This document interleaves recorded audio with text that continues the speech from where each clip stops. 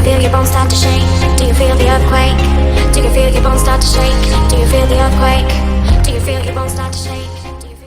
Hi guys, and welcome back to my YouTube channel. This is my first video of 2020, so Happy New Year, and I hope you had a wonderful Christmas. That's all I've got to say, so we're going to get straight into the case. Today's case is called the Cinderella murder, or the murder of Linda Cook. Linda Cook was a 24-year-old woman living in Southsea in England in the UK. She lived with her boyfriend's mother. Her boyfriend didn't actually live there at the time because he had been detained in a detention centre for about 3 months when this took place. So this took place on the 8th of December 1986. Linda said to her boyfriend's mother that she would be going to see a friend, and she left the house at around 11:30 p.m. She went to see her friend, and she left her friend's house just after midnight. Now the friend only lived about a mile away from where Linda lived, so there was no concern about her walking home because this isn't that far. It's about a 15-minute walk, if that, depending how fast she walked. So she set off home. Sadly, Linda would never make it home that day. Later on that day, her naked body would be found. So on the 9th of December, Linda was found in some wasteland called Merry Row. It was worked out that she was attacked around 12:30 to 1 o'clock, and she was naked and had been beaten. The beating was so bad that she had a fractured jaw and a fractured spine. Her larynx had actually been crushed from somebody like stamping on her, and her bruises and injuries were so bad that she actually had the word flash on her stomach, where somebody had stamped on her so hard that they had left an imprint of their shoe. The imprint of the shoe is how this case came to be known as the Cinderella murder, because the police were looking for the shoe that matched this imprint. So they were looking for the one shoe, just like the story of Cinderella, where the prince was searching for the girl who fitted the one shoe. Now they'd also recovered some semen from Linda's body. Now this semen was determined to be from the attacker because her pants were found nearby, and they did not contain semen, meaning the semen had been deposited after her pants had been removed. Although DNA testing was in its early stages here, so they couldn't get a DNA profile from the semen, but what they could do was determine the attacker's blood type, and the blood type was determined to be O positive. But a lot of people are O positive, so this wasn't a big help, but it knew if they had a suspect, he would need to be O positive. Linda also had long nails, and when she was found, these nails were still long, unbroken, and they had no DNA underneath them. This told police that she had not scratched her attacker, or if she had scratched him, she had not done so with any force or enough to cause any major damage to him. So now I'm going to discuss with you the suspect. Now, there is only one suspect in this case, and his name was Michael Shirley. And he was 18 years old at the time, and he was in the Navy. He was actually working upon a ship called the HMS Apollo, which was docked at Portsmouth. Portsmouth is basically Southsea, they're like right next to each other. And I believe that the friend that Linda was visiting was actually living in Portsmouth at this time. On the night of the murder, Michael had actually been given some free time from the Navy to spend in Portsmouth. So he had headed to a bar called Joanna's. I believe it, sorry, my mistake, it was actually a nightclub. So he had gone to Joanna's nightclub where he met a woman called Dina Fogg. So him and Dina had a few drinks, and when they left the club, Dina agreed to get a taxi with Michael to head back to Dina's house. But while they were in this taxi, Dina asked the driver to stop at a block of flats, saying that she needed to pick up her child who was being looked after by somebody else. So she said she'd be right back, and she got out of the taxi and went into the block of flats.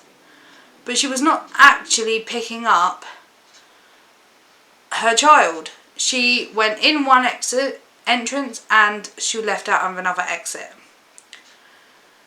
Michael waited for Dina for around 15 minutes before realising that she had basically used him for a free lift home.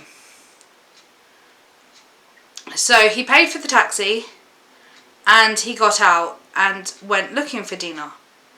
He searched for her for, I believe, another 15 minutes, couldn't find her. So he decided he would just head back to his ship. Arriving back at his ship at, I think, 1:45. So a few days later, he actually bumped into Dina again. And he wasn't hostile towards her or anything, but he did mention the murder and asked if she'd heard about it and how weird it was that it was right near where they were that night. Dina said that this made her suspicious of him and she felt intimidated by him talking about this. So now this was Christmas, because obviously remember this happened in December. So Michael actually went to Warwickshire to visit his parents for Christmas. But obviously during this time, police were doing their investigation and they decided to go house to house, knocking on doors to see if they could find any witnesses. And the police knocked on the door of Dina. Now, although Dina hadn't witnessed the murder, she did tell them about this strange man that she had met in the nightclub who had mentioned the murder to her the very next time she saw him. She'd only met this man twice. It seemed weird to her for him to mention this. So the police agreed that maybe her suspicions were correct. And they decided to treat her as a possible witness and take a statement and, just see where it leads. In January of 1987, Michael returned to Portsmouth to head for the Falkland Islands on the HMS Apollo. But when he arrived, he actually had another night of free time before they shipped out. So he decided to head back to Joanna's nightclub. So Michael headed back to Joanna's, where Dina was actually already there, with the police looking for the man that she suspected to be the killer. She pointed Michael out to police and he was arrested. He was held in custody for the rest of the month and then later charged with Linda's murder, even though he maintained that he was innocent. Now, the prosecution had 4 main points as to why they believed that Michael was guilty. I'm going to read them from my laptop, so I'll be looking down just to make sure I get these correct. So the first one was the athletic shoe. The type of shoe that left the word flash on Linda's stomach was owned by Michael, and he wore a similar size to what police had worked out would be the size of this shoe to cause this imprint. But up to 9,000 of these shoes were bought in the UK at the time, and 250 of these were in Portsmouth. They also found the shoes at Michael's parents' house, and when they were tested for DNA of Linda, nothing was found. There was no blood on them, no skin cells, nothing. These shoes were clean. And Michael said they were so clean because he'd only actually just bought them. The second point was the semen sample that was taken from Linda's body. This told them that the attacker was O positive, and so was Michael. But again, this is circumstantial because a lot of people are O positive. The third point was scratch marks. When Michael was arrested, he had healing scratch marks on his right cheek, right elbow, collarbone, left shoulder, right elbow, right forearm, right index finger, left upper arm and left elbow. Prosecutors said that this happened around the time of the murder, but a forensic physician testified to say that actually the time that these scratches happened couldn't be determined because they'd already started healing. Michael said that these happened when he was in Barbados in 1986. In October of 1986, sorry. Also, Linda's nails were unbroken and long, so police had already said that it was extremely unlikely for her to have scratched her attacker, or scratched him hard enough to do any major damage. But the jury actually wasn't told this evidence, they were only told that Michael had scratches. Point 4 was a missing half an hour. Dina testified that she believed she got the taxi with Michael just after midnight, meaning she arrived home at 12:15, which means that if Michael had waited for 15 minutes and then searched for her for a while and then headed back to the boat, he should have arrived back at the HMS Apollo at 1:15, but he said he didn't arrive till 1:45. This leaves half an hour unaccounted for. But in Dina's original statement, she said she left with Michael at 12:25, meaning that he was nowhere near the scene when the murder took place. And they even contacted the taxi and got the taxi log, which said that they were picked up at 12:25 because the taxi had taken a booking previously to this, so did not arrive back at the taxi depot until 20 past 12. So this 25-minute discrepancy means that actually there is no missing half an hour because he was picked up 25 minutes later than Dina's second statement said. But again, the jury were not told this evidence, they were only told that there was 30 minutes unaccounted for. The prosecution also said that Michael called Dina Sue throughout his interrogation and statements. They believe he did this to try and hide Dina's identity so that the police would find it harder to find her and therefore she couldn't be given evidence against him. But actually Dina later admitted that she had told Michael her name was Sue to protect herself. So Michael was telling the truth. He believed Dina was called Sue, and this wasn't some trick to fool police. On the 18th of January 1988, Michael went on trial at Winchester Crown Court. The trial lasted for 10 days, finishing on the 28th of January. Michael and his defence team believed that he would never be found guilty of this because all the prosecution had was circumstantial evidence. They had no forensics to link him to the scene. They had no witnesses. All they had was suspicion. But after 6.5 hours of deliberation, the jury found him guilty, 11-1. And Michael was sentenced to life in prison. While in prison, Michael continued to say that he was innocent. He was adamant that he did not kill Linda. And in 1992, he staged a hunger strike for 5 days to try and bring attention to his case. This did not work. But then in September of 1992, a journalist called Neil Humber actually wrote to the Home Office to say that he believed he had found evidence that Michael was innocent. This evidence was the two statements that Dina had made that had not been presented to the jury. This corrected the time discrepancy. This proved that Michael was not in the area when the murder took place. Michael found out about Neil contacting the Home Office and he staged a 2-day rooftop protest until the prison agreed that he could speak to Neil. So he spoke to Neil and he agreed that this evidence proved he was innocent, but they needed to get the Home Office to listen. So in January of 1993, Michael went on hunger strike again. This hunger strike would last 42 days. During this hunger strike, Michael's mother made a statement saying that Michael would not end his hunger strike until the Home Office gave him proof that they would look into his case, that they would review it, because he knew he was innocent and he needed the Home Office to look into it. The Home Office said that they could possibly look into it if they were given the proof that it was worth reviewing.